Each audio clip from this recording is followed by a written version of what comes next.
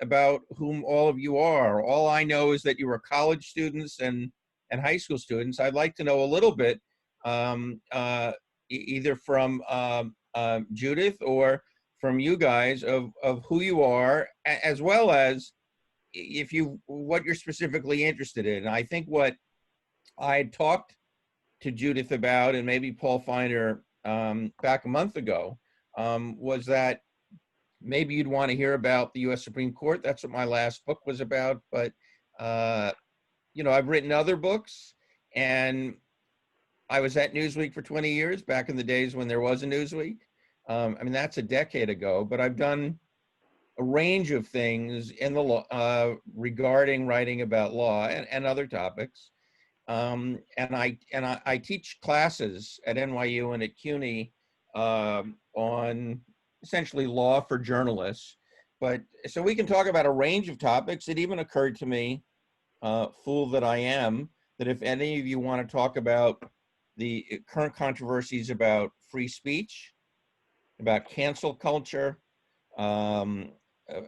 First Amendment issues specifically, which is narrower than freedom of expression issues, disruptions on college campuses, some high schools. We could talk about all that stuff.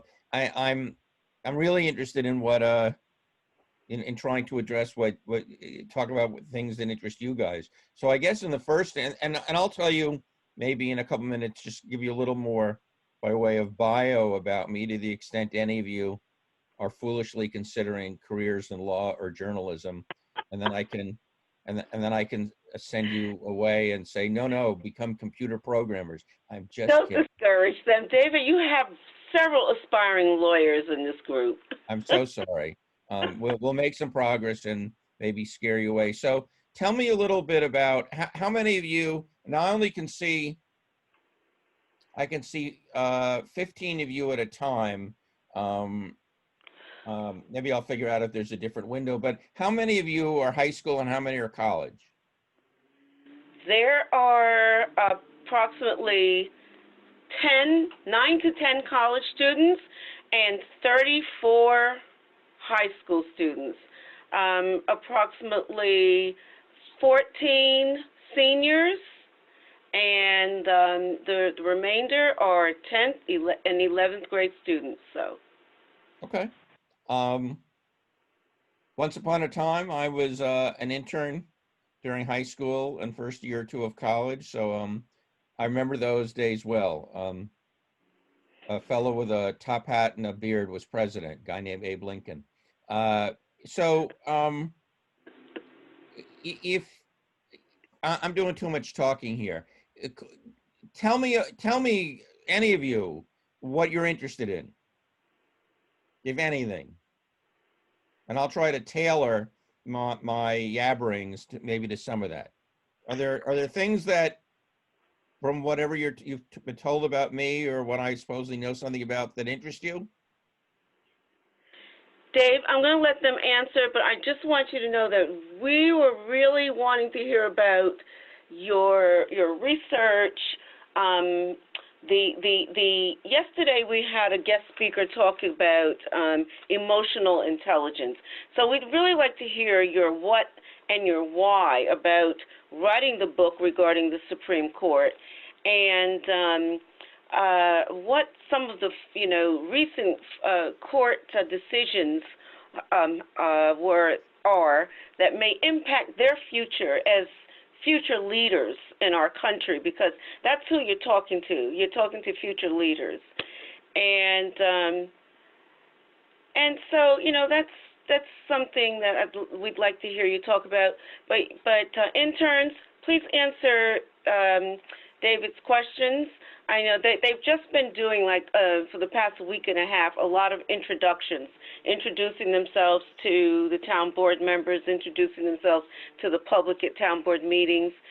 So however you'd like for them to just do a popcorn share or go around and everybody tell you who they are and something about themselves. What's a popcorn share? They just open their mics and speak out. Yeah, I'm fine with that. If we do it one by one, we'll be here all week.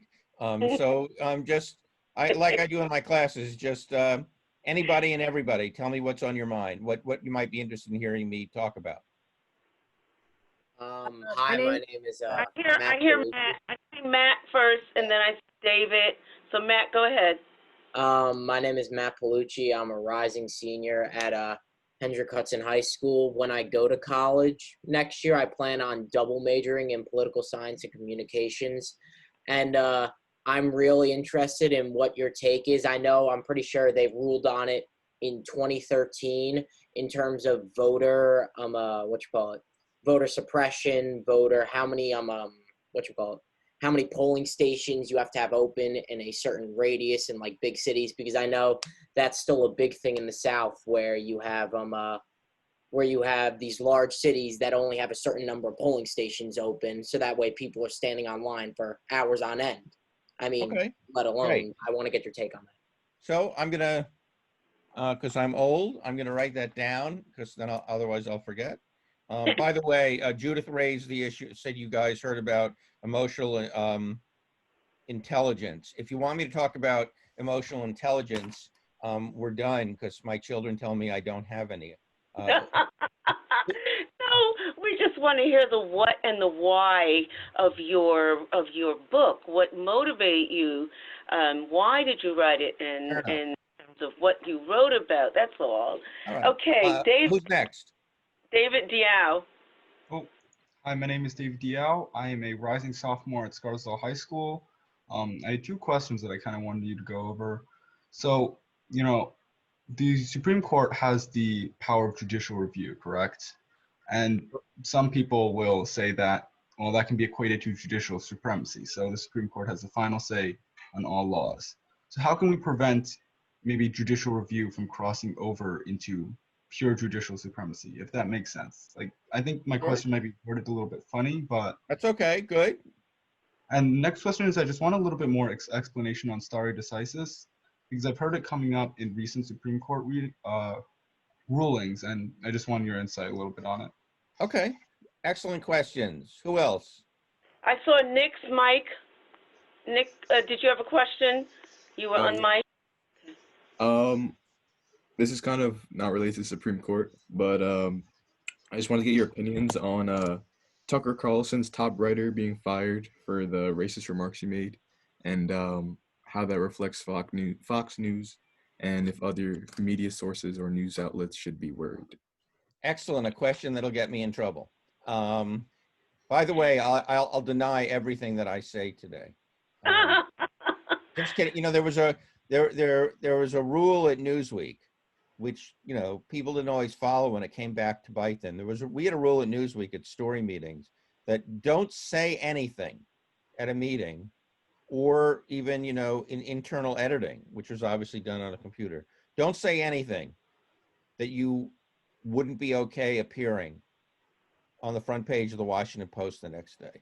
And it was, in all seriousness, there is something known as off the record in journalism, but you have to assume that anything you say at a private meeting, in an email to a colleague, certainly in a tweet, is going to be out there. And that's certainly, this was advice I got 10 and 15 years ago. Certainly that's those chickens have come home to roost. Anyway, who's next? Hi, I'm Malia Len. Hi there. And I'm interested in the legal recourse that governments would have with domestic terror groups like the KKK, since recently they were speaking about how foreign terror groups are written on specific lists that the United States can then prosecute. But with terror groups within the United States who aren't listed on that list, prosecutors and police officers have to go to great lengths in order to convict them.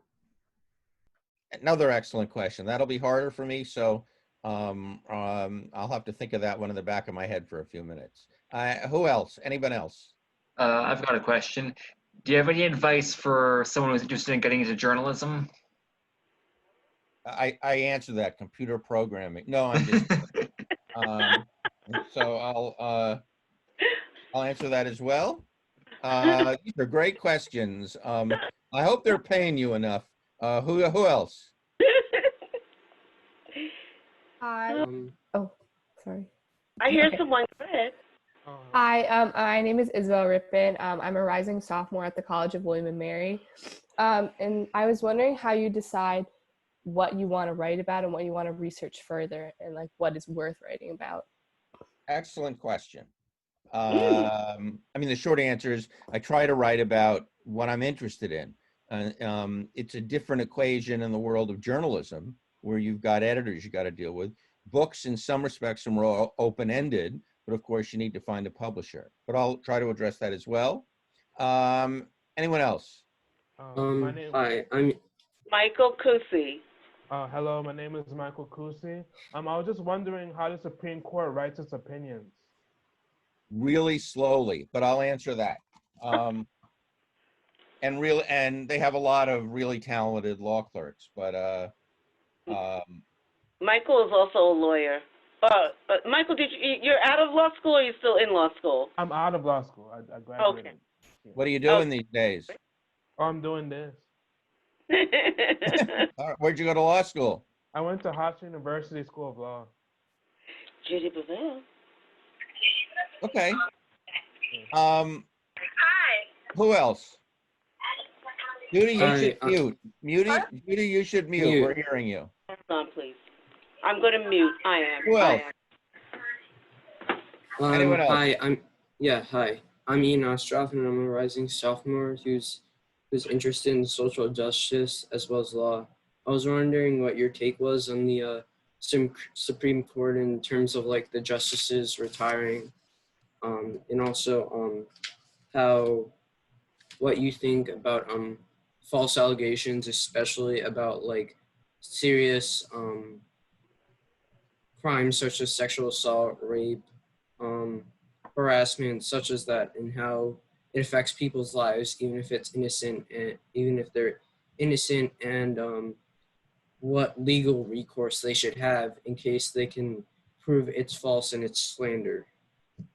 Recourse in terms of a libel lawsuit or some such. Yes, because you can't just accuse someone of rape, ruin all their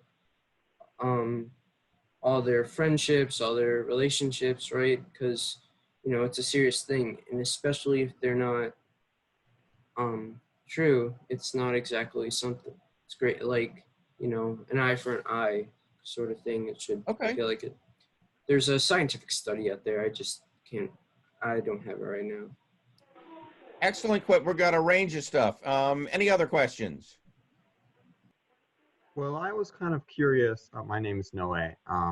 Do you think the judiciary has too much power in this country, and if we should maybe adopt a parliamentary system instead of Congress and what we have now?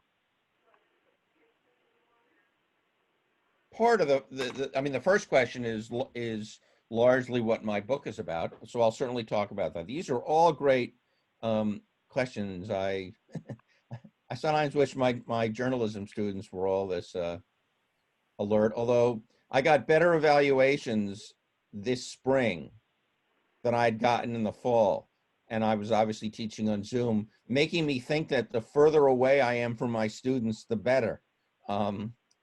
I hard to tell, but I'll be teaching again by Zoom in the fall. Other questions? I'm James. I'm going into my sophomore year at Irvington High School. One of my interests is political handicapping. I live in Irvington. Yeah. Maybe that's you hear the neighbor making noise late at night.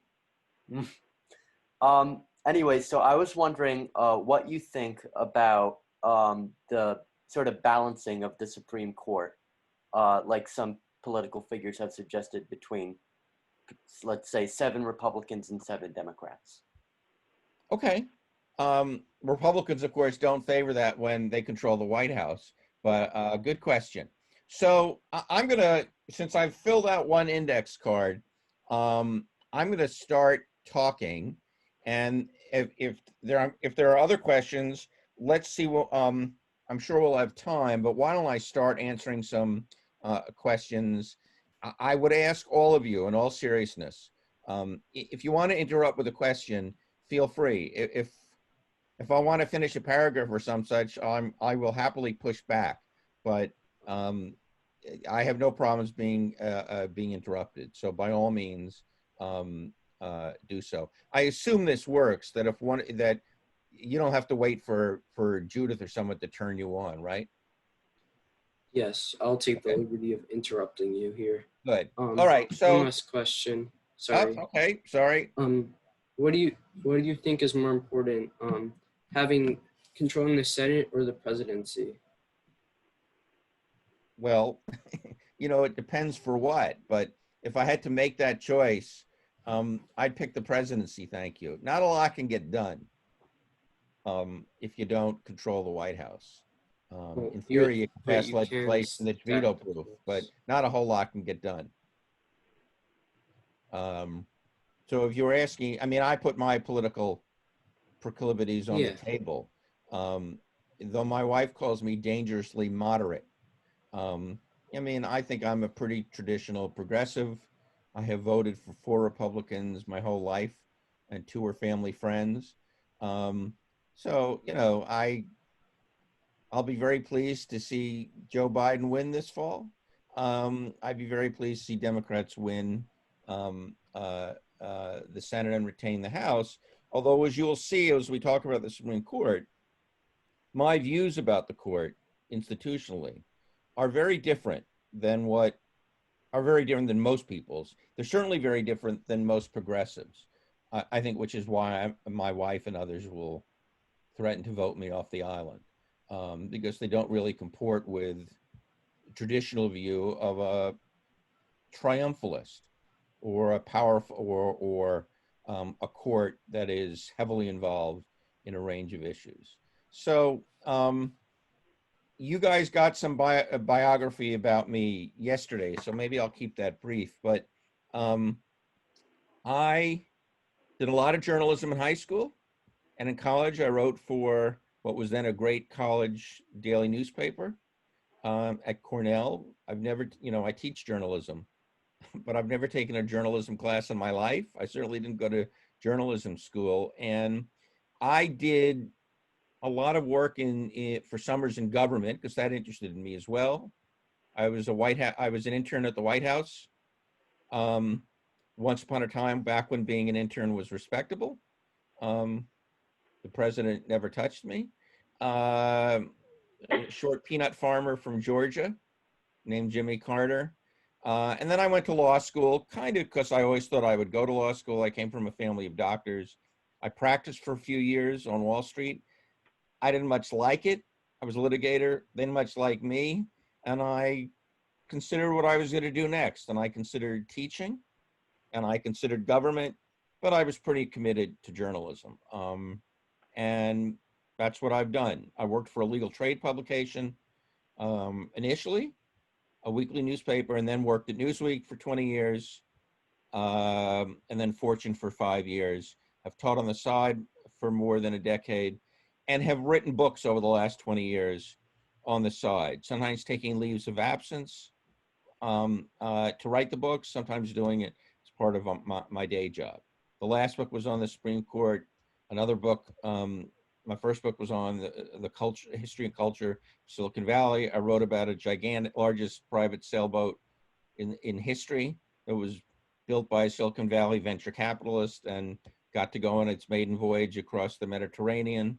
Wrote a book about the Bush-Gore 2000 presidential election. So I've done a range of different things that in large part were things that I was interested in. I mean, I was hired at Newsweek as the legal affairs editor because I had a law background, because I could write about law in English, if you will. But I had other interests, and they let me, fill in vacuums. So I wrote our occasional baseball cover story. I wrote about movie special effects because I was interested, I was motivated, I spoke up, I had contacts, and there wasn't somebody else doing it. And journalism and books are always a function of your own interests and who the buyer is. At Newsweek, you had to go through lots of layers of editors to convince somebody to to let you do a story, a lot of stories were reactive. There was a big Supreme Court decision or a big trial like OJ once upon a time. Then obviously we were going to do something. So that's my bio in a nutshell. Since most of the questions were about the Supreme Court, let me try to drill down on that topic. In 2016, just as the Hillary-Trump presumed election was taking focus, I mean, neither nominee had been formally selected. It wasn't known if Trump was going to be the nominee, but Antonin Scalia, Justice Scalia, the conservative, paragon of the Supreme Court for 20 years, he died. And you heard Republicans and Democrats on both sides saying this election is so important because the next justice on a closely divided court could well determine various policies for the next 25 years. And it occurred to me, notwithstanding my own politics, is that really the kind of system you want? Should one justice who's unelected, unaccountable, serves for life, can't be removed, short of impeachment, should that person really be controlling so much policy, whether it's on abortion, gun control, voting rights, gay rights? Do we have does the system have so little regard for democracy, for popular government, for the role of Congress primarily, that we should so readily accept Supreme Court primacy? And I had written about this in various forums going back to my days at Newsweek. I had written about this in the context of the Supreme Court decision in 2000 in Bush v. Gore that essentially awarded the presidency to George W. Bush. But I really wanted to focus on it for this book, and that's where from this book, The Most Dangerous Branch, came from. The title is a play on the phrase, the least dangerous branch. Alexander Hamilton, the hip hop guy. Alexander Hamilton wrote in the Federalist Papers that he thought of the Supreme Court as the least dangerous branch of the three branches of the federal government, because unlike the presidency, which controlled the army, and unlike Congress, which controlled the purse, money, the Supreme Court only had power because of its persuasive abilities. It couldn't enforce its decisions. People would only listen, if at all, because of the power of reason. So he thought it was least dangerous. I argued in this book, no, it's actually more dangerous. Now, it's hard to argue, I think, in the age of Trump, obviously, that the Supreme Court is the most dangerous branch. And Trump obviously presents, at least by my way of thinking, a danger to the country. But Trump will pass either in a few months or in 4 years in a few months. I argue in the book that the Supreme Court over really the course of almost 50 years, you go back to Roe v. Wade, is the more insidious problem. Why? I would summarize it 4 ways. One, it helps enfeeble Congress. Why is Congress terrible? Well, for lots of reasons. One, we elect a lot of chuckleheads to Congress, right? But part of the reason is that Congress doesn't take on key issues very often is because they know that the folks across the street from them in Washington, the justices, are going to resolve it. Why should I stick my neck out as a legislator? If the Supreme Court's going to get the last word in any way, and that played out most prominently in the presidential election of 2000, when one party went to the Supreme Court and said, please resolve this disputed election we have, nobody in Congress even raised a peep, saying, excuse us, that's our job. The Constitution calls for us to decide what happens when there's a disputed presidential election, and Congress stayed mute because, of course, the Supreme Court chose to get involved, which it didn't have to do. The Supreme Court's docket, its calendar, the cases it takes, is entirely discretionary. They don't have to hear any appeal they don't want to hear, and they only hear, 60 or 70 cases a year. The idea that they have to take a case is ridiculous. It's just wrong. They didn't have to take the presidential election 20 years ago. They didn't have to take abortion 50 years ago. They didn't have to take gun control 10 years ago, and so forth. So back to the genesis of the book. That was the idea for the book. I had several interested publishers, which means I'm going to get paid. You get paid in advance, so you're not working on spec. You know that you can afford to do it. My advice to anybody who wants to write a book is don't fall in love with your topic until the check clears.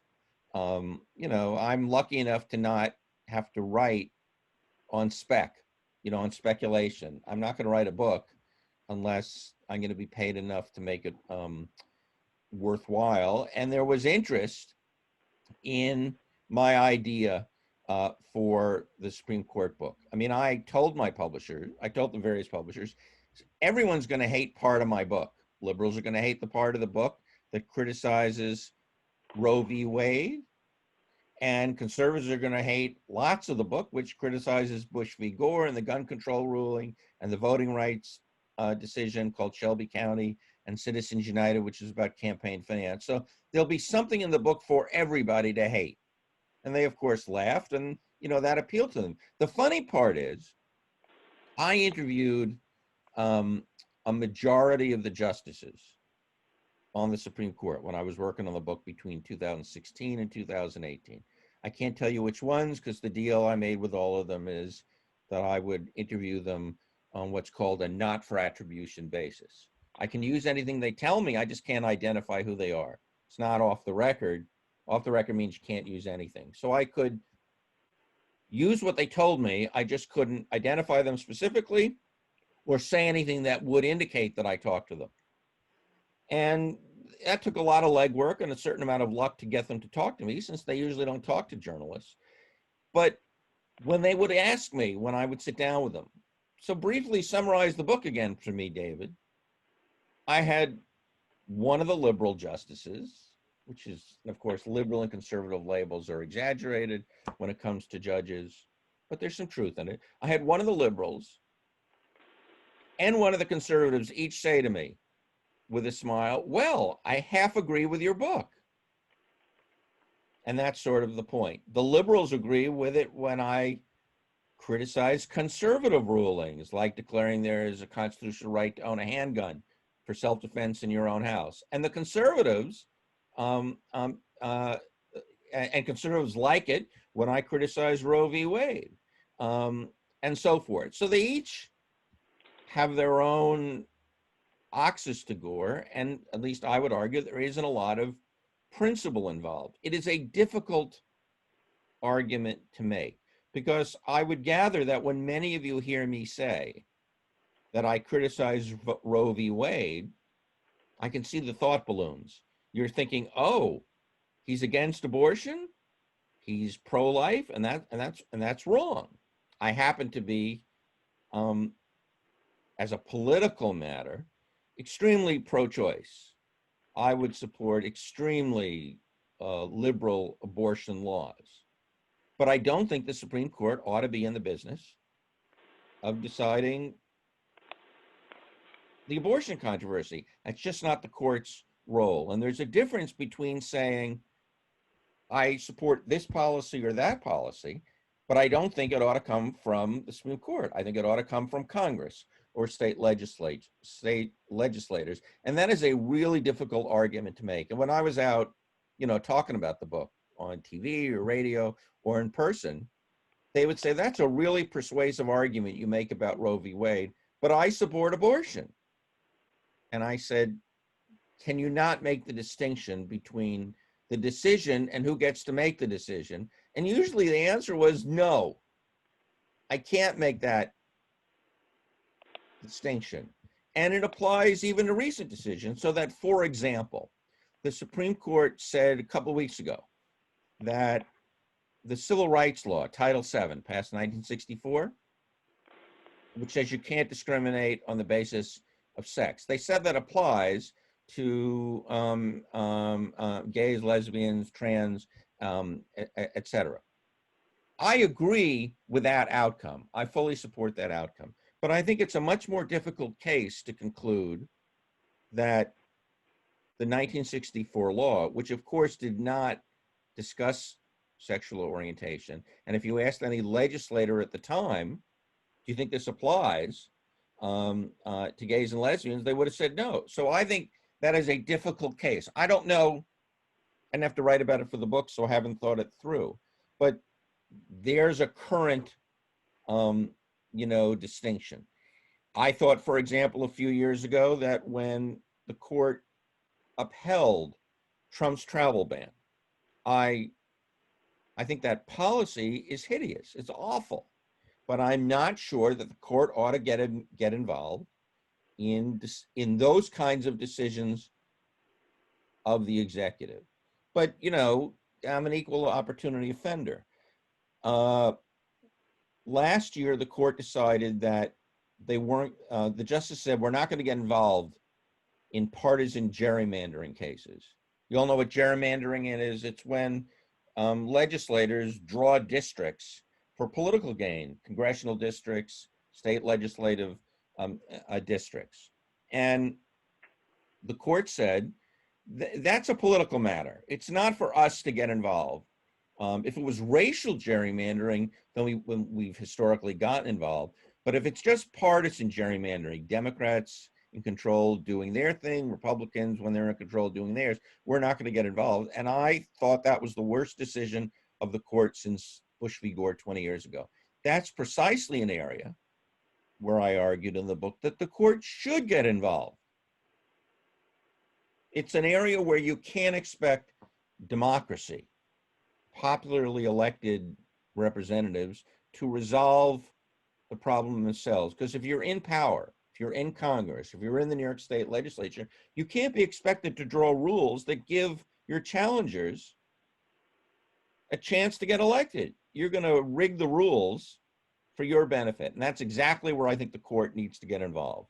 Not because they support Democrats or Republicans, it's because they have to establish guardrails for democracy. Same thing, for example, in the area of criminal rights. You can't expect a legislature to look out for the rights of accused murderers or terrorists. That's why we have a Fourth Amendment. No unreasonable search and seizures. That's why we have a Fifth Amendment. Privilege against self-incrimination. That's why we have an Eighth Amendment. No cruel and unusual punishment. You can't expect legislators or prosecutors, popular elected prosecutors, to protect those rights. You need courts for that. You need the Supreme Court. Same thing with freedom of expression, First Amendment. You can't expect a legislature to protect the rights of communists or the Ku Klux Klan. Unpopular views have long been protected, but only because of courts. You can't expect popular, democratically elected, small d Democrat, democratically elected representatives to protect unpopular views. You can't expect them to do it by definition. I started out by saying, what are the four problems that I try to identify in the book? One, it enfeebles Congress. Two, I think it distorts presidential elections. If you look at polling from 2016, a quarter of Trump's supporters, a quarter of those who voted for Trump, said they voted for him even though they didn't like him and they didn't like his policies, but because they thought he'd appoint the right kind of Supreme Court justices. And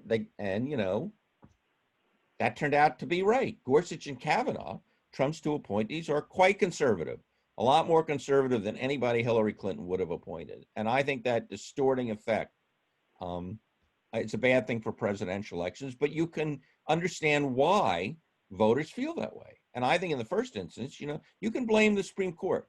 By getting involved in so many issues, they help create the problem. Third, I think they distort, I think a powerful, aggressive, interventionist Supreme Court distorts confirmation hearings, whatever else you think about the Brett Kavanaugh hearings a few years ago, the reasons these hearings become so charged is because each seat of the court is so important. And then the fourth answer is, I think, a court that gets involved in too many things loses its prestige, loses some institutional capital. And the Supreme Court always does better, in polling than Congress or the presidency, but their poll numbers have gone down over 20 years. And I think the court needs to reserve its special power to act undemocratically for special situations, something like Brown versus Board of Education in 1954. The most important decision, or one of them most important in U.S. history, declaring segregation in public schools unconstitutional. Clearly the right decision.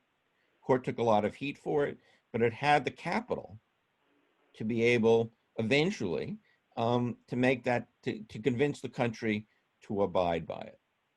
That's essentially what the brief of the book is about. Anybody want to interject with questions, or I can start maybe answering some of the questions that some of you asked. By the way, I assume all of you saw the RBG, Ruth Bader Ginsburg's in the hospital again.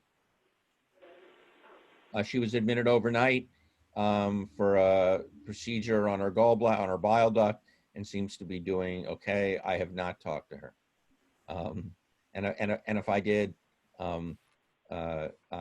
I couldn't tell you what she said, but I can tell you by way of a story that my book has a lot of history in it. There's a lot in there about court decision, but it's not a work of scholarship. I don't want it to be boring.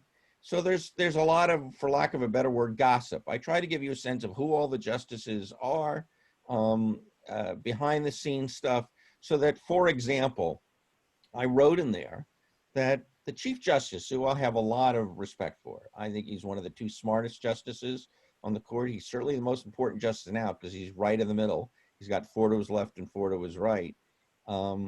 He's kind of a vain guy.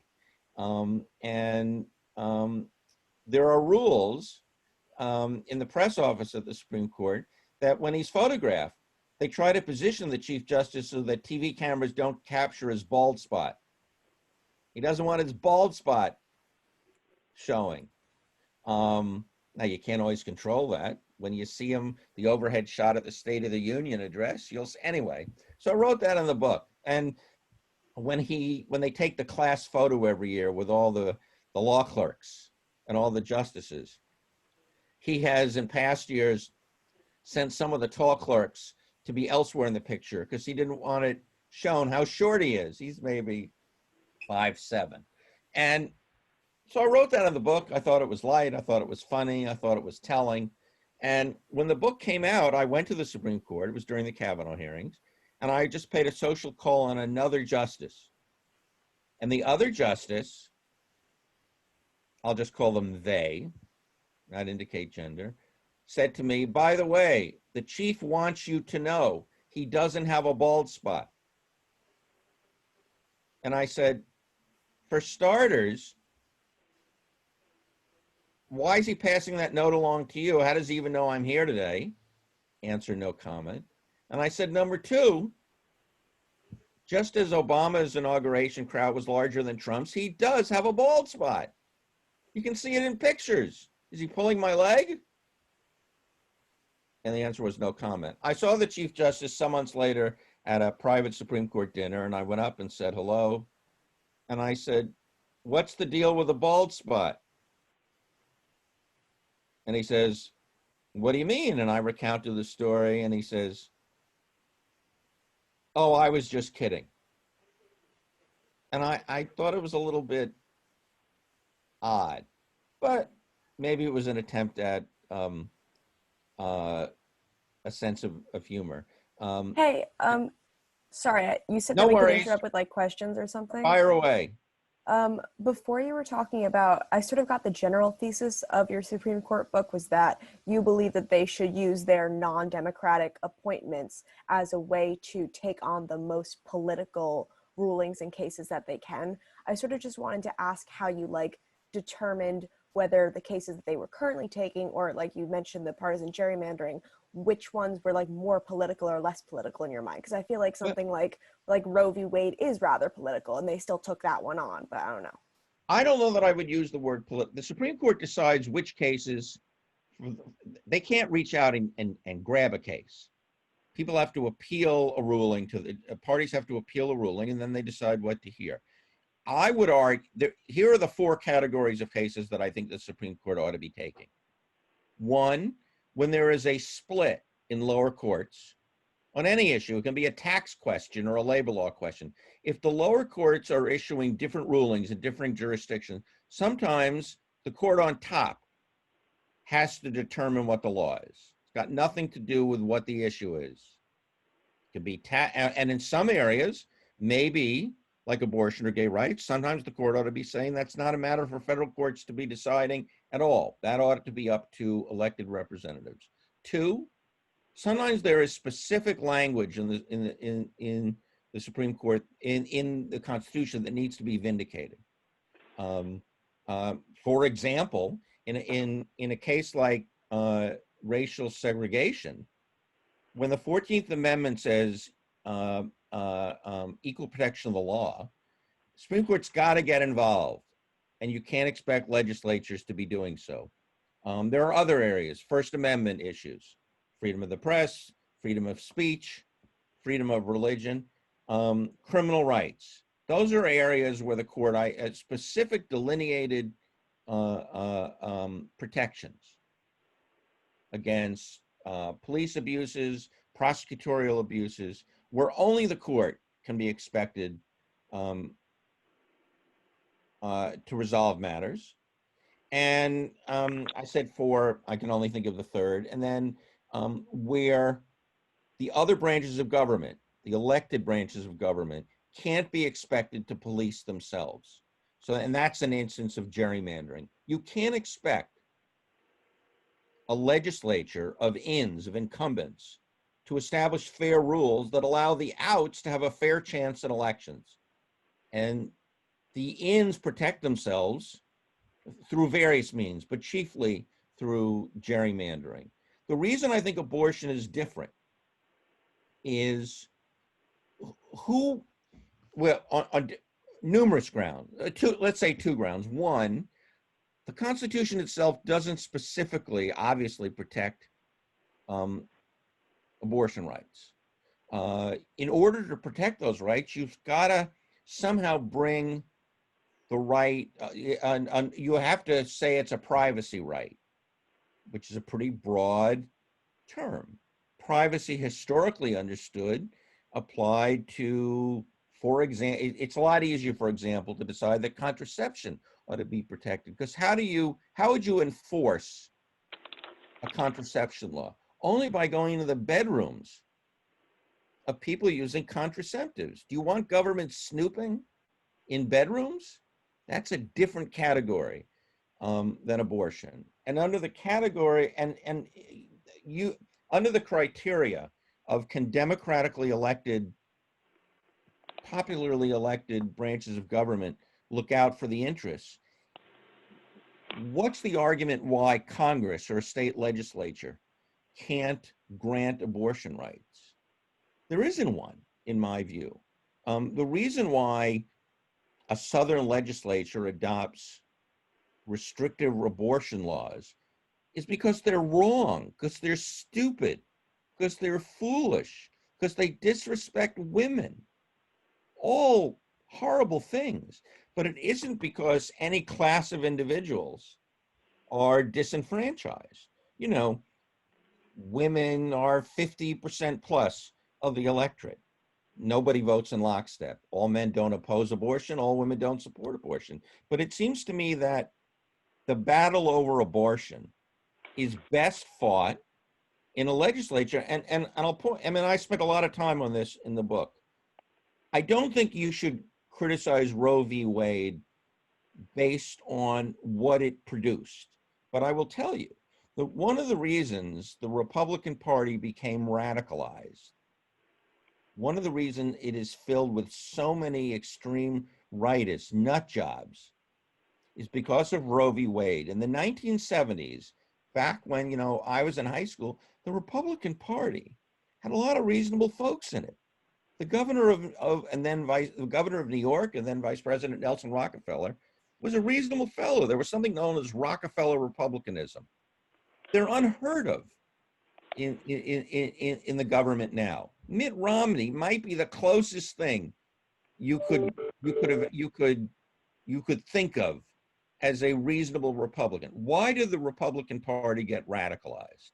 Why did the Republican Party elect Ronald Reagan president in 1980, when in 1976 he was roundly rejected to be the Republican candidate when he challenged Gerald Ford? I think part of the reason is because Roe v. Wade radicalized the party. Republicans, especially Southern evangelicals who didn't traditionally get involved in politics, looked at the Supreme Court decision and Roe v. Wade, and they realized that this ongoing abortion battle, which had gone on for decades, we can no longer win in legislatures because the Supreme Court said it's no longer a legislative matter.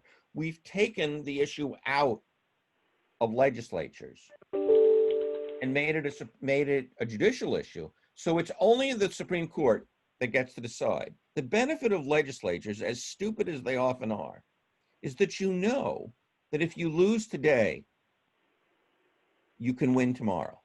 Tomorrow's always another day in legislative battles. So there's a sort of a safety valve on politics. You can always go out and win tomorrow. When the Supreme Court constitutionalizes an issue, like abortion, like gun control, it tells those involved in the rough and tumble of daily politics, this is no longer for you. So the Republican Party realized in order to get rid of Roe v. Wade, they would have to take the presidency and start appointing, if you will, pro-life justices.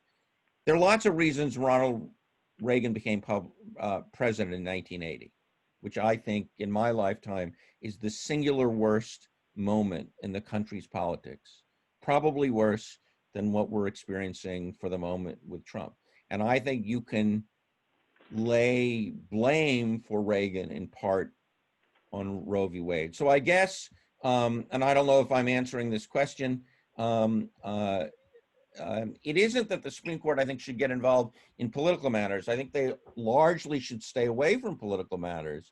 The issue isn't whether it's political, it's whether the other branches are suited for solving problems. The voting rights here, I mean, and someone asked a question about voting rights. The Supreme Court passed the Voting Rights Act of 1965, a landmark piece of legislation that largely gave power and focus to Brown against the Board of Education. It's maybe the most important piece of federal legislation in 50 or 60 years.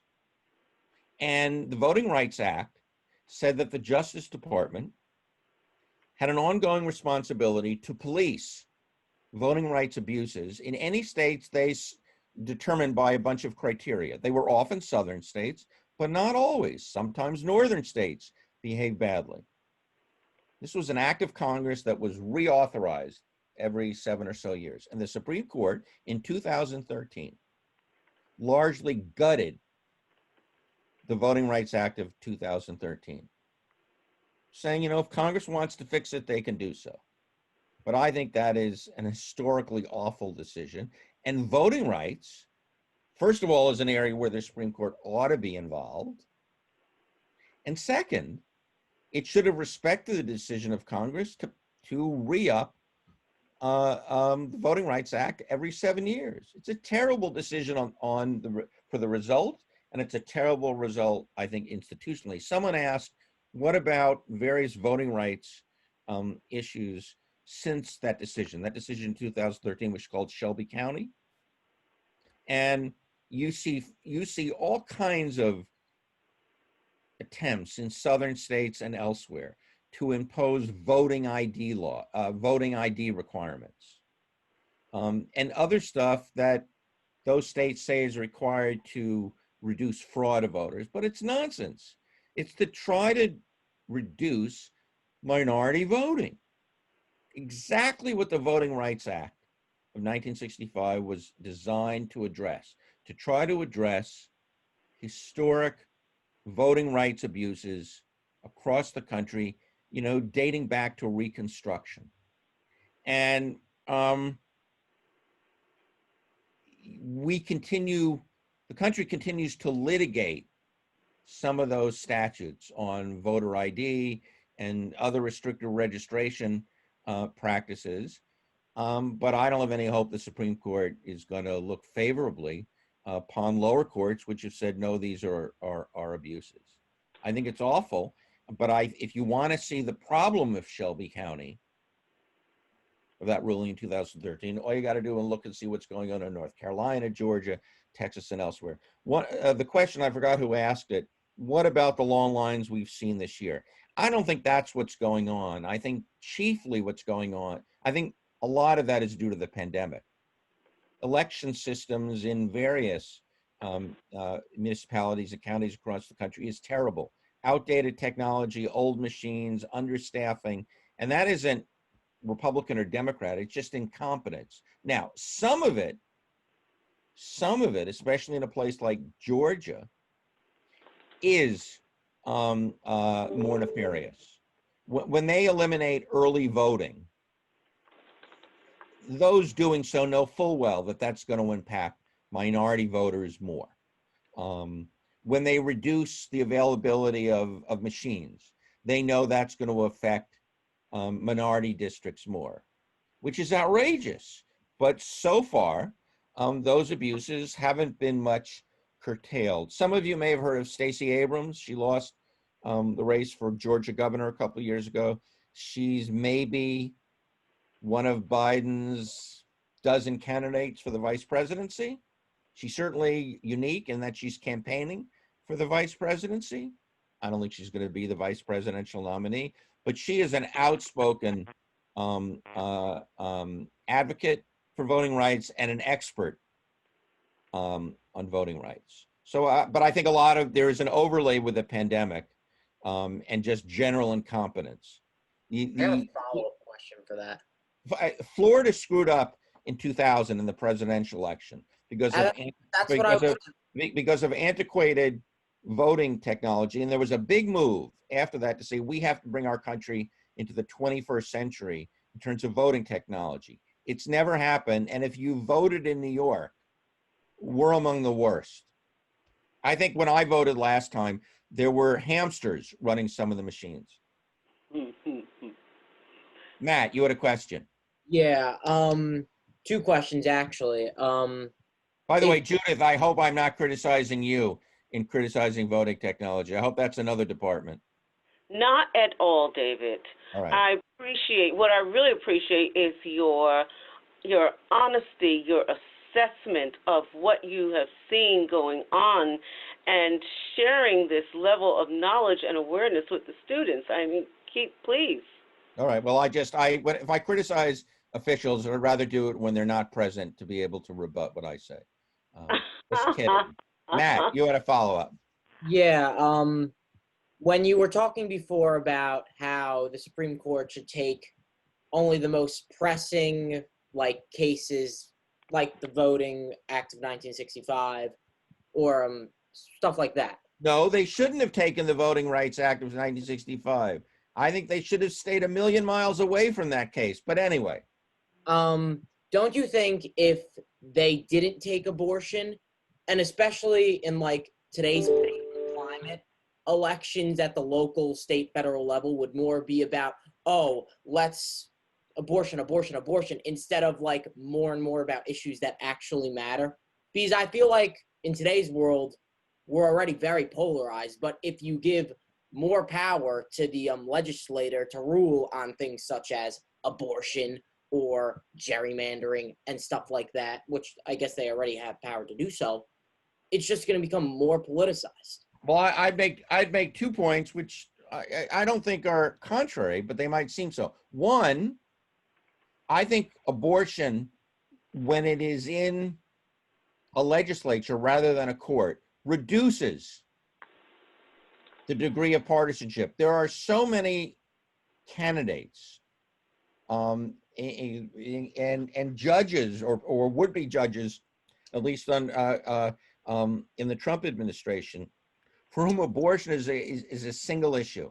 And when the issue is judicialized, I think it becomes more partisan, because in a legislature, even if you lose today, as I say, you can win tomorrow. But two, and I think this is the greater point, you know what? I don't like democracy. As Winston Churchill said, it is a terrible system. The problem is it's better than all the other systems. And unless you're willing to make me the monarch, unless you're willing to make me your benevolent despot, and I'll take the job. But unless you're willing to do so, I'm willing to trust democracy and the will of the people. Oliver Wendell Holmes, a great justice of the Supreme Court in the earliest 20th century, once said, if the people want to go to hell, it's not my job to stand in their way. And, I quietly applaud when the Supreme Court issues results that I like in areas of gay rights, in other cases. I'm just not particularly comfortable giving the job to 9 unelected judges who serve for life rather than trusting democracy. And if you don't like what democracy produces, and God knows I don't, look who's president. Ladies and gentlemen, please meet Mitch McConnell, Lindsey Graham, Governor DeSantis in Florida. How many shall I list? If you don't like those folks, there's a solution. Go out and vote in November and win. I'd rather trust that system than a government of judges. You could argue, and I argue this in the book, when Anthony Kennedy was on the Supreme Court, he was the most powerful person in the country for a decade. At some level, that's crazy. So yes, I agree with you that abortion as a legislative issue is polarizing. And it already is, because there are Southern legislatures in particular pass these crazy restrictive laws, which then go through the courts. The courts have to decide, and the Supreme Court just last week threw out the restrictive Louisiana law. But I happen to think that partisanship is underrated. I have no problems with people disagreeing with each other and being engaged. My objection is to stupid. I don't like a lot of the stupid things that I hear coming out of politicians' mouths, but in principle, that's what we ought to be fighting about.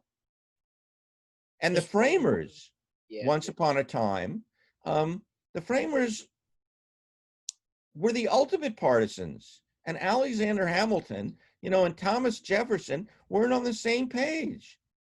They might have wanted to kill each other. Instead, Hamilton killed, Aaron Burr. But there's nothing wrong. There's nothing wrong with partisanship. In a perfect world, everybody would agree with me, right? Unfortunately, they don't. I'm kidding, And then you mentioned the Florida election in 2000. If the Supreme Court hadn't ruled on that, what do you think it should have been left up to what's in the Constitution, where the House decides, I think the VP, and the Senate decides the president, or it's the other way around? The other way around, of course. Well, first of all, that's what's in the Constitution. If you don't like the Constitution, get a new Constitution. But of course, that should have been the outcome. It's in the Constitution, and it's in the 12th Amendment, and it's in a federal statute. It's an easy call. Antonin Scalia, the great conservative, the great textualist who said, read what's in the Constitution, would say for years after Bush v. Gore, he said it to me, get over it. What's the big deal? We had to get involved. We were the laughing stock of the world. given what happened in 2000. And, you know, I've read my Constitution. There is nothing in there about laughing stock of the world. That's not a basis for the Supreme Court to get involved. And I don't think we were the laughing stock. It took a while for us to pick a president. It was tie. It was a tie. It was a close election. So what? The great irony, of course, about Bush v. Gore is if it was thrown into Congress, the House would have picked Bush because of Republican control, and the Senate, which was split 50-50. The deciding vote for who the next vice president would have been would have gone to Al Gore, Vice President Gore, who cast the deciding vote in tied Senate votes, and it would have gone to Joe Lieberman, the Democrat. You would have had a Bush-Lieberman coalition government, one Republican, one Democrat, and I think that would have struck much of the country in that situation as rough justice. I think it would have been better than Cheney, you know? Instead of the outcome, the partisan outcome that you got. And, you know, Bush v. Gore continues to rankle those at the court. The Supreme Court tries to get along with each other. The justices disagree with each other, but they try to be cordial. Hasn't always been the case. There were the Supreme Court at times had justices who wouldn't speak to each other. FDR's court in the 1930s, they hated each other's guts. This court tries to be cordial, but in my conversations with them, those who were on the court for Bush v. Gore and those who have joined since, they understand what a corrupting, corrosive influence Bush v. Gore was. I see other questions here on my list, but are there other questions or baseless attacks anybody wants to lodge on what I've said so far? That was a joke. I want to see smiles. Good, Aiden, thank you. Are there questions so far on what I said? Yes, so you were talking about how, like, in the election with Reagan, the Republicans kind of got radicalized. So, like, with the Democrats, like, that kind of happened too, like with the socialists and the ultra-left. When do you think that happened? Last Monday. Listen, I think the Democratic Party has certainly moved left since 2016. And you could certainly argue that the Obama presidency was more center-left than the Bill Clinton presidency of 8 years earlier. Why has the Democratic Party moved more in the direction, if you will, of you know, Bernie Sanders, AOC, et cetera, notwithstanding that Joe Biden's going to be the nominee? I'm not sure. I'm no political scientist. I was a history major once upon a time in college. I think certainly Trump has radicalized it. The Democratic Party coalesced around Hillary Clinton in 2016, not because anybody loved her, not because she was a great politician.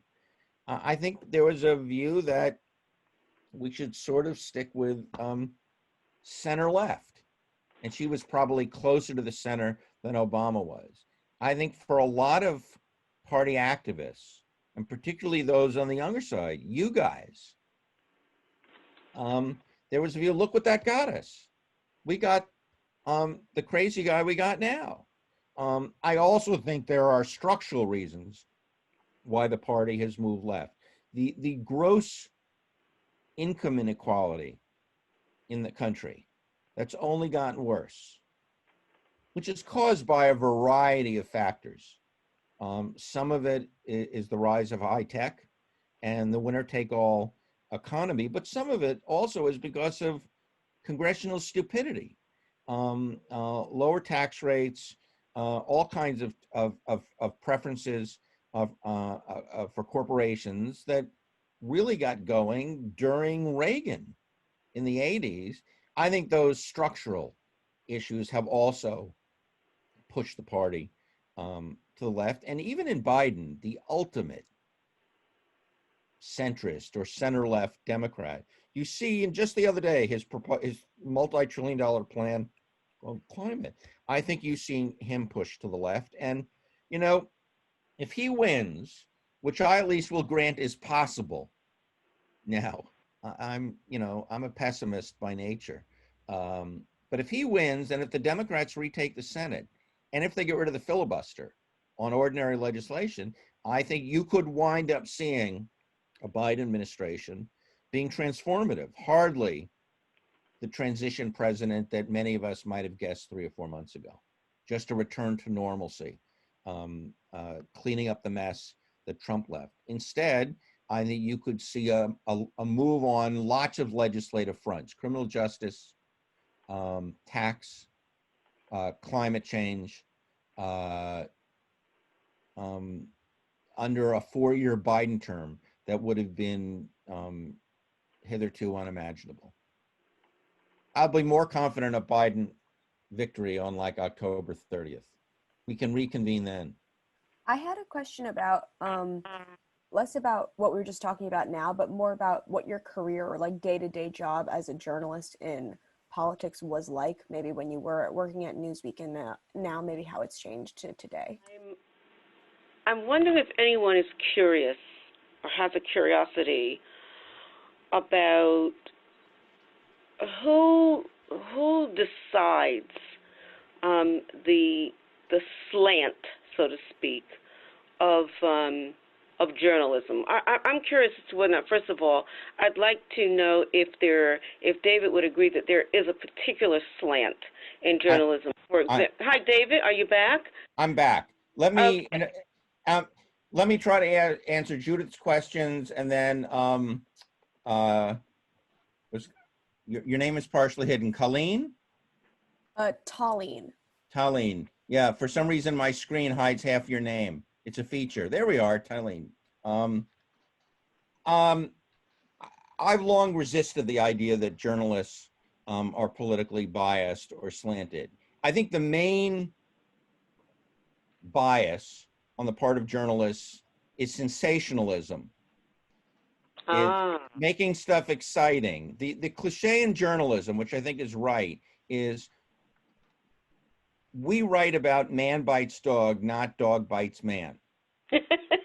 And the reason, which is more common in the world? There are a lot more dogs biting people than people biting dogs. So if what we wanted to write about was reality, the ordinary, what exists in the world, we write about dogs biting people. But you wouldn't want to read about that, and you wouldn't turn on the news because that'd be boring. But if you found out that the person bit a dog, your ears would perk up, because that's what's called news. And that's the convention in journalism. I have no problem with that convention. We write about what's new, what's different. That's why we write about murders. Now, we over-sensationalize it on the 11 o'clock. We overdo it on the 11 o'clock news. We overdo all sorts of things. But our bias is in favor of getting your attention. It isn't to promote the interests, in my view, of right and left. Now, some journalists do. And if you look at cable news, which to me is an oxymoron, because it's not cable news, it's cable circus, it's cable show, it's cable entertainment. Fox News is barely news.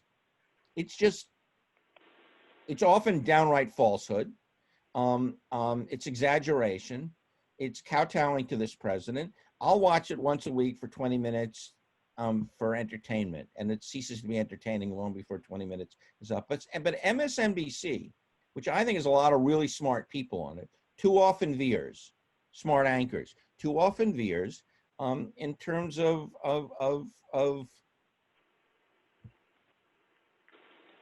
opinion and sometimes outright bias, your word slant, against this or that. I'd rather hear a lot more by way of analysis from smart people instead of people beating the drum. I don't need to listen to TV to hear beating the drum. So I think, for example, if you watch the evening newscast, watch the NBC 30-minute broadcast at 6:30 p.m. It's pretty good. Somebody doesn't like their choice of stories. If you watch CBS or ABC, they'll have different stories, but all three of those were within the ballpark. I think BBC does a pretty good job of getting the story selection right. I think the New York Times still on the news pages, even though there's a lot more slop and carelessness, I think, in recent years, pretty much gets the basics right. I think at the Atlantic Monthly and the New Yorker, within their parts of the journalism food chain, they're not all-purpose news sources, do a pretty good job. But the idea that that journalism has a liberal bias, I think is unfair. Its biases or assumptions, conventions, are different. Taylene, you asked me about what did I do. Now, I don't work for a weekly paper. And I certainly didn't come of age at a time when the web was dominant, so you had to update stories continually. Even a daily newspaper has to update a particular topic or individual story many times during the day. Journalists have to make use of Twitter and other social media. I had the luxury for most of my years in Newsweek. We were on a weekly clock. Now, there were problems with that. If something happened we published Saturday night, midnight, the printing presses roll. If it happened on Friday, it was more important to us than if it happened on Monday. So there was a bit of a bias in that way. We often joked, or I joked, that if the wheel had been invented on Monday in a given week, it wouldn't even be the cover story by the end of the week because it would seem like old news. But our sensibility for the good and for the bad was weekly. We tried to provide a broad looking forward perspective as well as retrospective of what happened the past week so that you in your living room or dorm room at college or in the dentist waiting room, you could pick up our bound, glossy, beautifully photographed and illustrated publication and get a sense for what's going on in the world that was different than the view you got in a daily newspaper. Now, news magazines changed some in the age of the web. When we went online, we had to begin to do a lot more stuff and be more daily and hourly focused. My routine in a news magazine back when it was, there wasn't a lot going on Monday or Tuesday, and as Wednesday geared up through Friday and sometimes Saturday, it became more intense. But listen, I often said journalism beat working for a living. I got to meet people, interview people, go to places that I never would have otherwise gotten to do, all on somebody else's nickel. So if I got to see Jurassic Park being made in Hawaii, or I got to interview a president or a Supreme Court justice or a center fielder for the Mets, which is better than the Yankees, I never would have gotten the opportunity to do all that stuff. And then I got to write about it. And I like writing. I'm pretty good at it. It comes reasonably quickly to me. I don't torture myself over it. And as an ego matter, I still do some journalism, seeing my name in print. I really like that. The funny part is, because I never went into journalism thinking I would write books, is books are more rewarding. They have, if you will, a shelf life. And this last book is I've never been prouder of any other work that I've done, because it represents 2 years of thought. I am with the book where I was 2 years ago. I think it's an important book, and I got paid to do it. So all that was good. Having said that, because you asked about what life is like, I found journalism relatively easy. I had a lot of ideas, and whether you were writing a one-page story in Newsweek, which might be 750, 1,000 words, or a long cover story, like when I did a profile of Justice Thomas, that was 10,000 words. It's just not that much. 10,000 words might be a 40-page term paper, double spaced. 750, 1,000 words is a couple of pages. In the shorter stories, you're just scratching the surface. Now you have to write tightly, you have to write compactly, but there's not a lot of sophistication and nuance. A book is complete thoughts. If you don't spell out an idea and defend an idea and illustrate an idea, you're going to have a really crappy book. And books I always found really hard, and book topics are hard. I always had lots of journalism ideas I wanted to do. Sometimes editors agreed, sometimes they didn't. Books are a lot harder, and in part because you got to live with a book for a year or two. If you're not committed to the book at the beginning, you're going to have a really tough year or two. David, what was that you said? If you write a book, you have to spell out the idea, defend it, and there was a third element. Defend it, illustrate it, and anticipate other arguments. You know, I tell my students that writing is thinking. There are people who are really bright and thoughtful who can't write. I can even identify some Supreme Court justices who just don't write very well. But for me, I mean, I think I talk reasonably well, but I find when I'm writing that if it doesn't write well, it's because I haven't thought through the question. So whether I was writing this book on the Supreme Court or I was writing about the physics of sailing in a book in 2007, if I couldn't explain it on paper, then I clearly didn't understand it. So that's all I meant. And, you know, I think there are a lot of journalists who say what they do to save the world, to make the world a better place for democracy, and so forth. And I like to think that I am accomplishing some good, but I write chiefly for myself. I don't have a save the world mentality. You know, if I'm doing a profile of a baseball player or David Geffen, the billionaire entrepreneur, or Howard Schultz and the empire he built at Starbucks, you really want me to tell you I'm making the world a better place for everybody? I mean, I think that's a pretty tough argument. I think it's entertaining. It's entertaining for me. I hope you get something out of it. Maybe you'll learn something, and that's that. Books, I think, are a little bit different, but I write chiefly for myself, and when I am picking topics, I try to pick what interests me. And I think honest journalists and authors would acknowledge that. And at some level, I think journalists who pound their chests make me nervous. I don't mind politicians pounding their chests, but journalists who want to impose on me, you know, their worldviews, I tend to push back on. Other questions, because I'm looking. Someone asked me about Tucker Carlson. Tucker Carlson, for my money, is a blight on television. I fully support his right to be on TV. I wouldn't endorse legislation to deal with the toxicity that he gives on screen. The best solution is to turn the channel and tell his advertisers to cease and desist from advertising.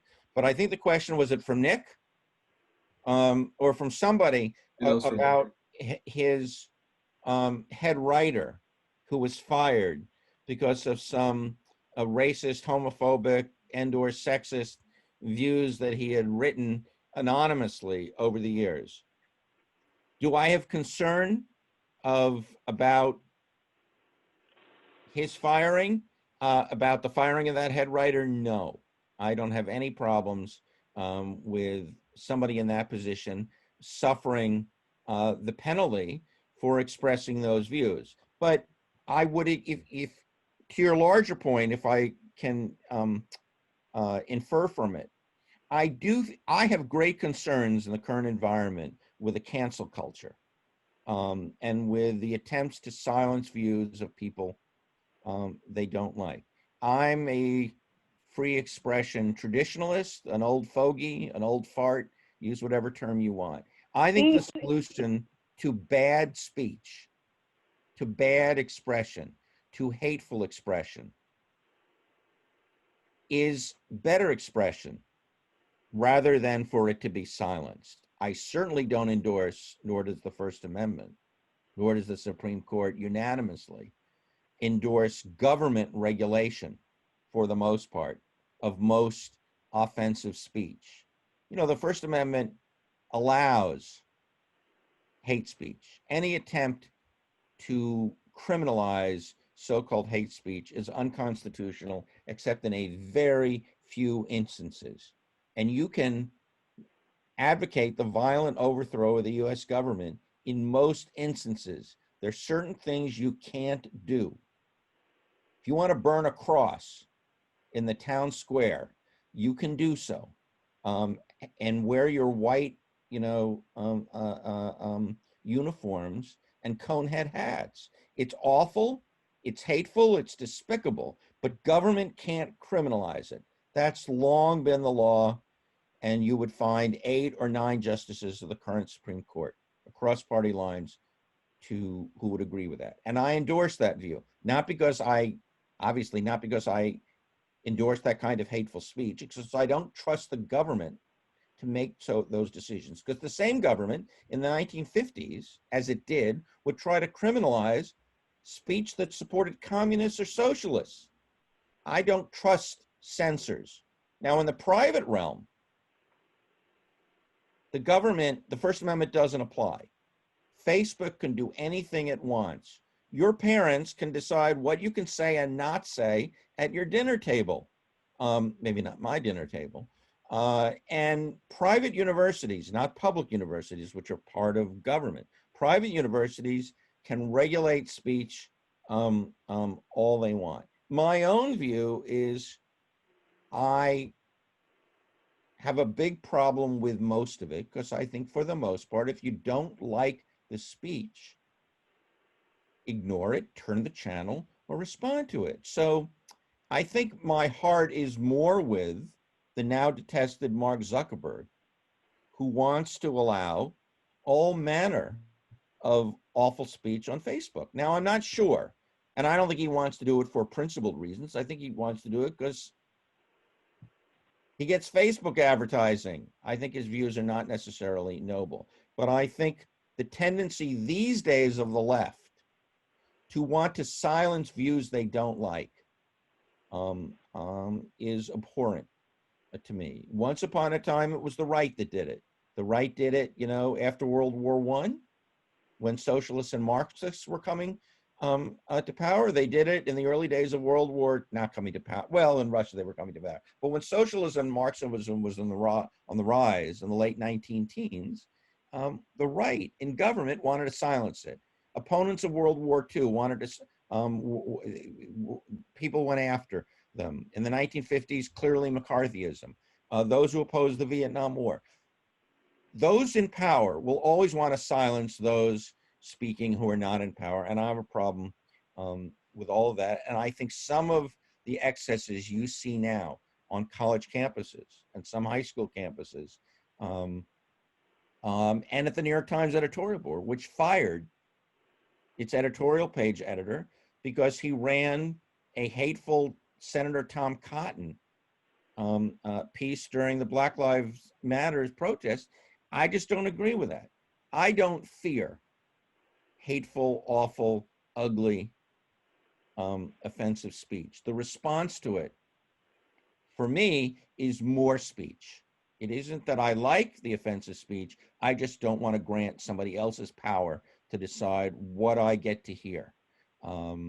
So if you were asking, if it was Nick or Aiden, but if your point was, am I concerned about a private company, Fox, getting rid of a despicable a head writer who's preaching that stuff anonymously? No, on the long list of things I lose sleep over, that isn't among them. I'm looking at these questions. I'm listening. So you mentioned hateful acts are protected under the First Amendment. Hateful speech. Right.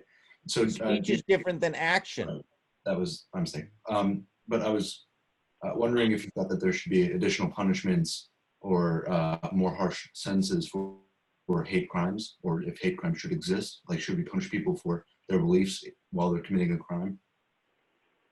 I don't have any problem with legislatures, with Congress making hate crimes punishable more severely than non-hate crimes.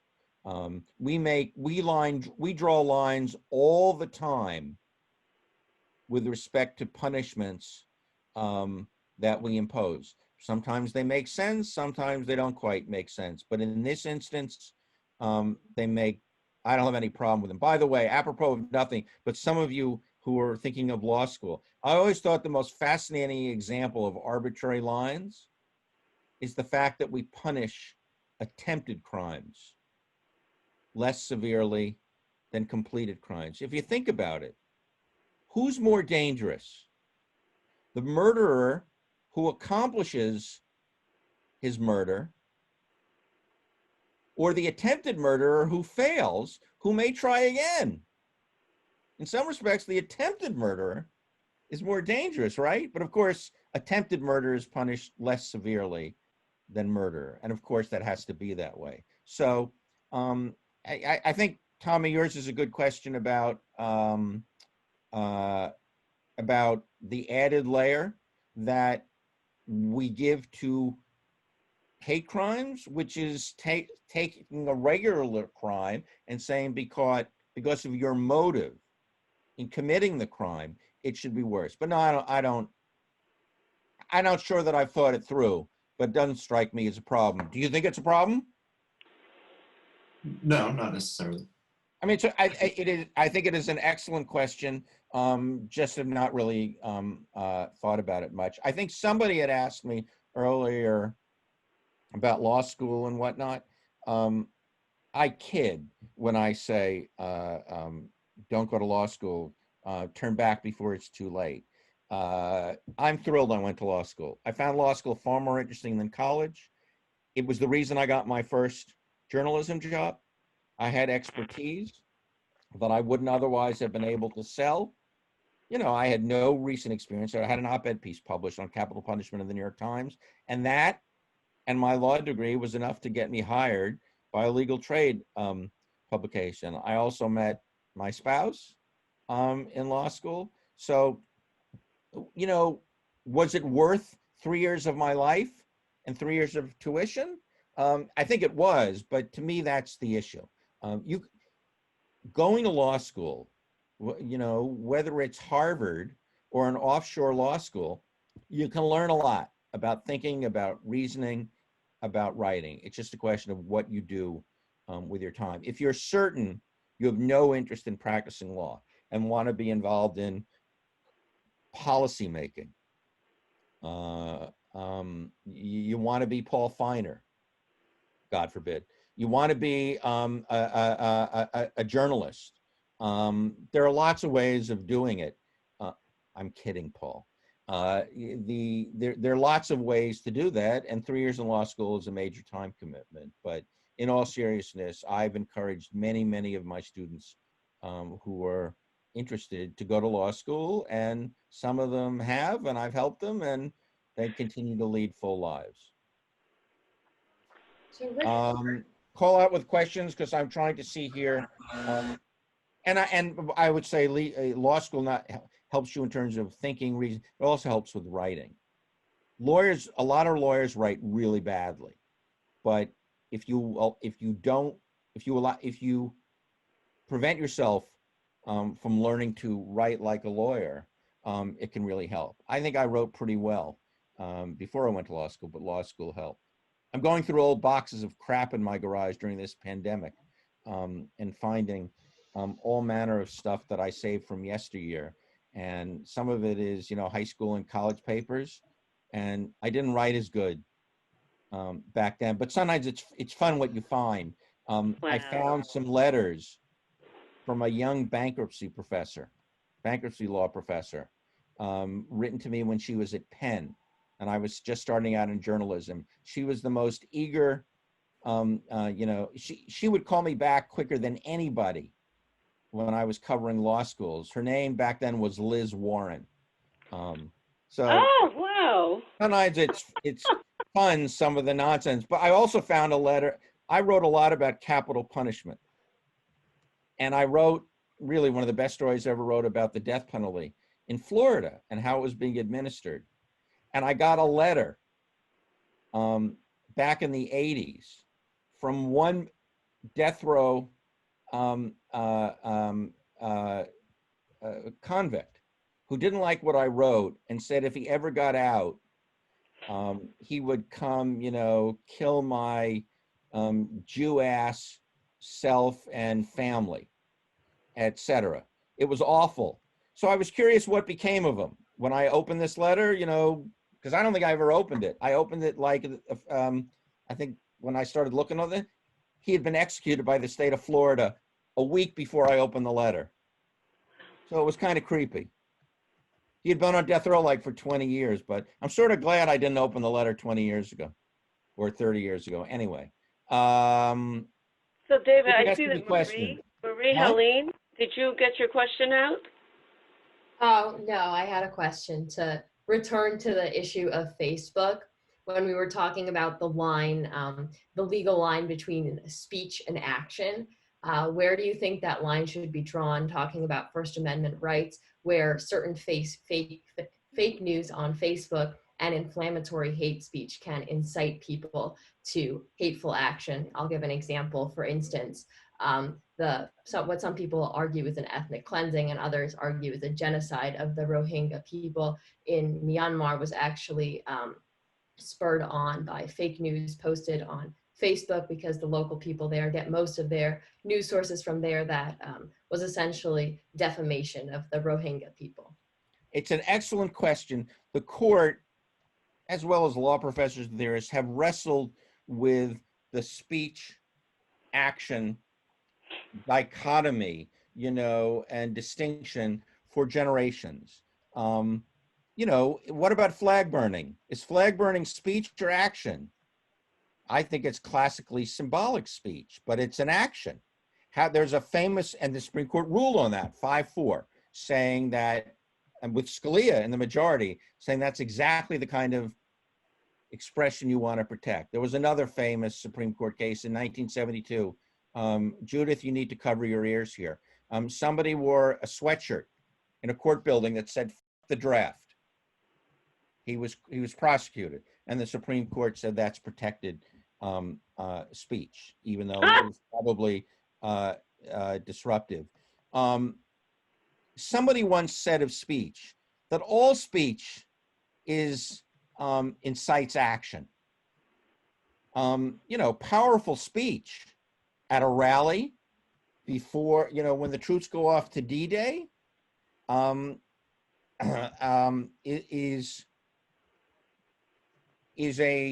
be an impetus to action. The question is, how close does it have to be? How tied does it have to be to the bad outcome? And what's the government's role in preventing it? So, for example, you can burn a cross in the town square, hateful as it is. What if an African American moves into your all-white town and a Ku Klux Klan mob, gathers on the street corner, public street corner in front, and burns a cross? What then? Now it gets closer to the line of action that needs to be stopped. Clearly that is speech, but it's action. So we draw, all of law involves line drawing. We have all sorts of words to decide, is it reasonable, et cetera, et cetera. But in the example you gave, obviously that stuff, toxic, awful, garbage on Facebook incites action. You cited one example. The pizza murders, in upper Northwest Washington, were clearly a function of nonsense that was posted online. You don't have to draw that crazy a line between the Russian paid for garbage on Facebook about Hillary and the fact that she lost. There are lots of reasons she lost, right? Well, that was among them. So the question is, at what point can government step in its role? And at what point should Facebook step in? And I don't know the answer. These are it's an excellent question. There are case-by-case determinations, but I guess I probably opt for more speech. And I often hear people on TV and in print who hear something offensive that's said, and I wouldn't say this is the case with your example, which is more extreme, where people will say that statement makes me feel unsafe. You know, my reaction is there's a difference between feeling unsafe and being unsafe. They're not the same thing. And if I see, as I sometimes do, anti-Semitic garbage on Twitter, and I'm Jewish, the fact that that pisses me off, makes me mad, I don't think is a basis for regulation. Now, if my neighbor continually yells in my yard all sorts of anti-Semitic stuff, you know, that gets closer. If they do it while holding an AK-47, now it becomes problematic. I live in very liberal Westchester, so I'm not concerned. But it's always a question of line drawing. And I think, you know, listen, Twitter and Facebook have drawn lines as private corporations have drawn lines in different places. The criminal law, at least in terms of the stuff that you're talking about, the criminal law in terms of how it intersects with First Amendment law hasn't moved much. Somebody asked me about defamation. I get voted off the island routine. I've been voted off the island so often that I think I'm back on the island. You know, but I don't have a problem with defamation claims in general. I think publications get stuff wrong all the time. It's in the nature of a fast-moving business, and journalists, you know, aren't perfect. Neither are lawyers, nor doctors, nor judges, nor is everybody. They make mistakes. When you make a mistake which harms somebody's reputation in print, it seems to me in certain instances there needs to be recourse. And the few times I've been the center of stories because of a book I wrote or an article I wrote, they get stuff wrong all the time. You know, just as a proctologist ought to be a patient now and then, a journalist needs to have journalism done unto them. And I didn't much like it. So I have a certain amount of sympathy for those who feel aggrieved by falsehoods, by defamation. The problem is, again, where do you draw the line? And sometimes people who think they've been defamed simply don't agree with what's been written about them. And I mean, some of the people I've been written about, some of the books I've written, which really centered on an individual, they come back and they say, I don't like what you wrote. I said, well, I reached a different conclusion than you would have written, but was there anything false in the book? I mean, you and I, Marie, what's your favorite ice cream flavor? Pistachio. Yeah, well, I hate pistachio. I actually do. I love coffee. There's no right answer.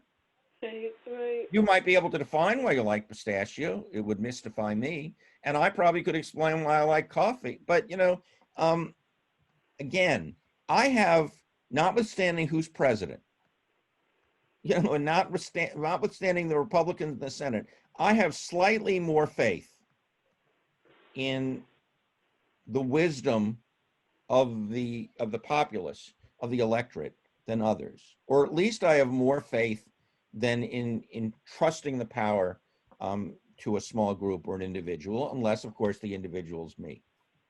David, I see a couple of unmiked areas here. I see Andrew Sean. Andrew, did you have a question or a statement that you want to make?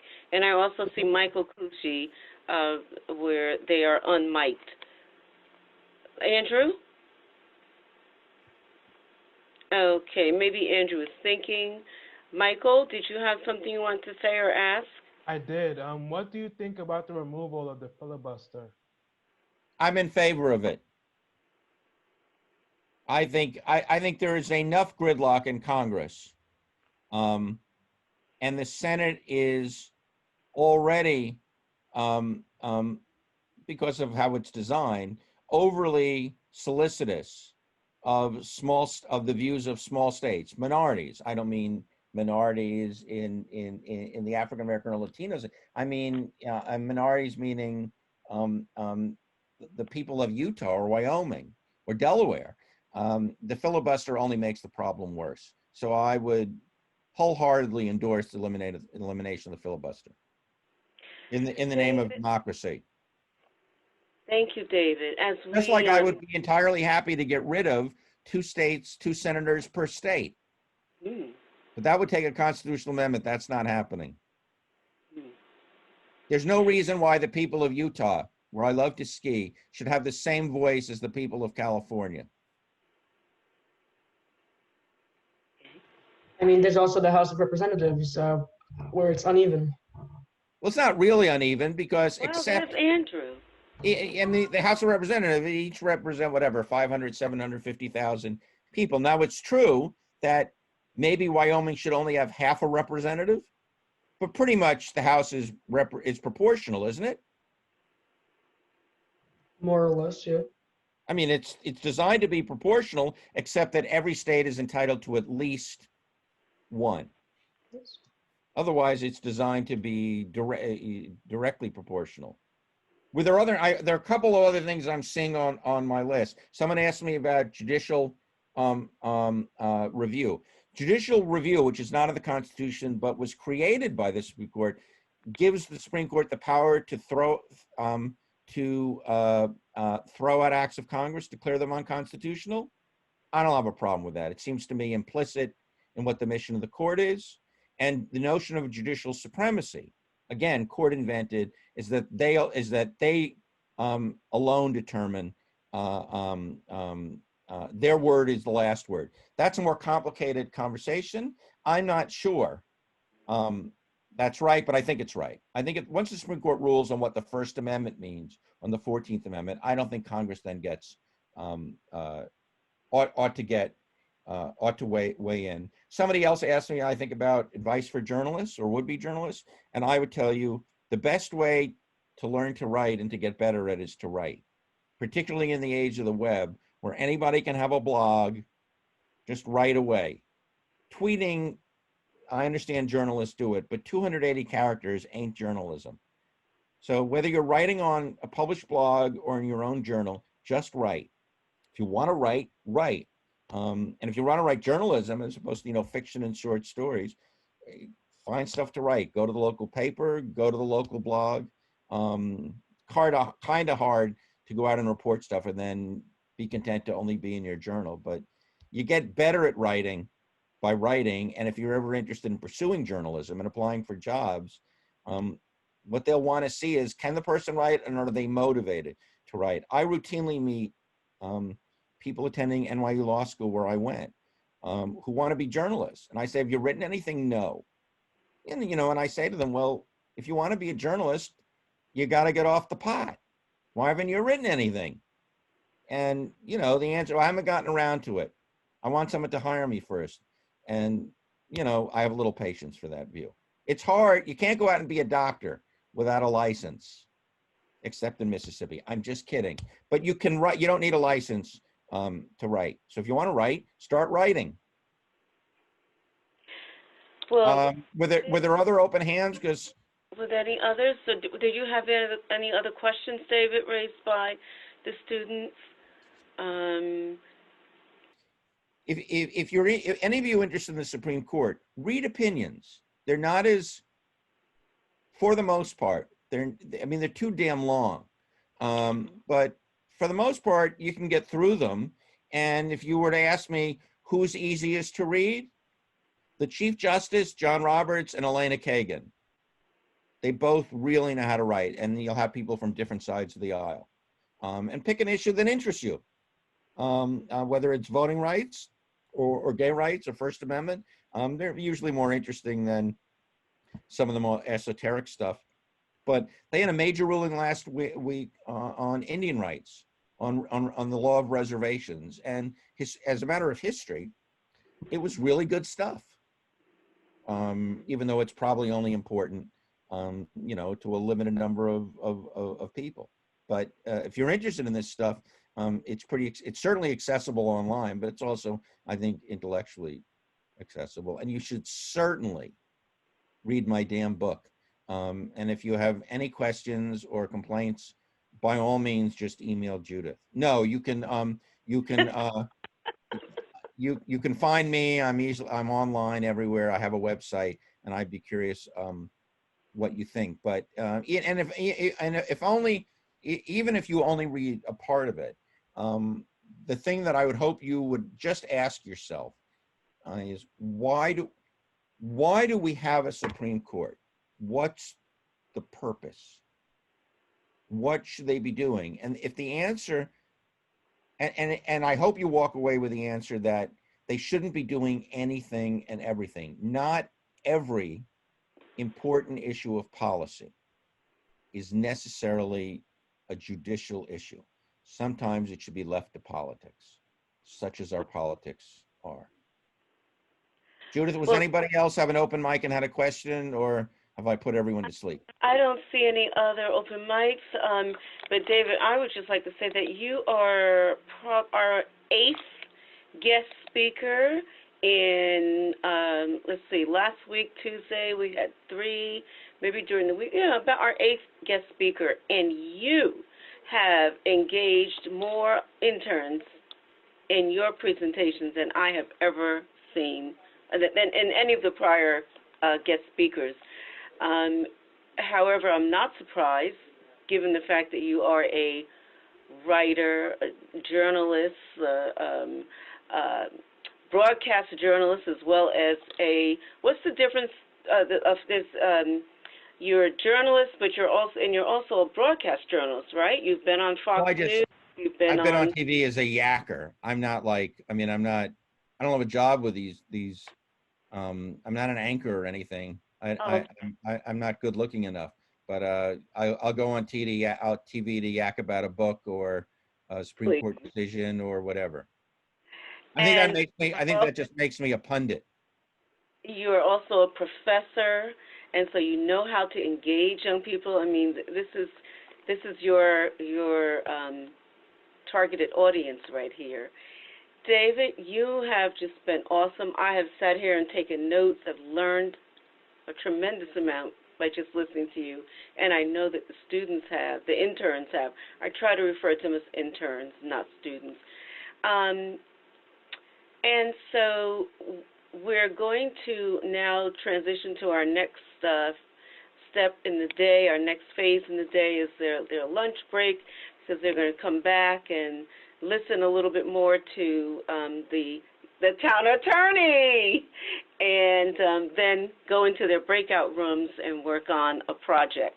Great. So, well, I appreciate being invited. You've all been great. I applaud all of you for being interested in this stuff. I really appreciate getting the questions.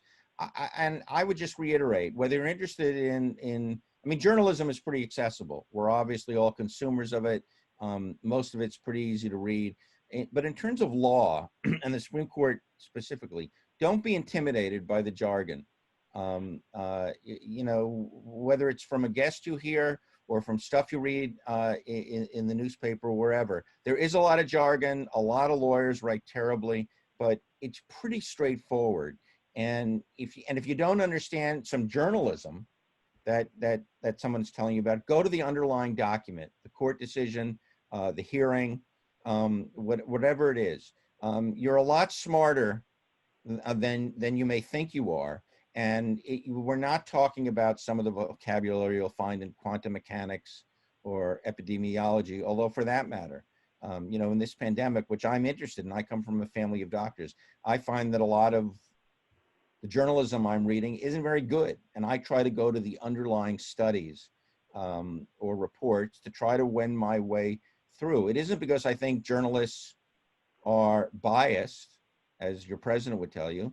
It's just we're not always particularly good at simplifying correctly. So for my world, largely law, and for this book, The Supreme Court, if you're sufficiently interested, dig down a little more and read about it. And how many of you are interested in journalism?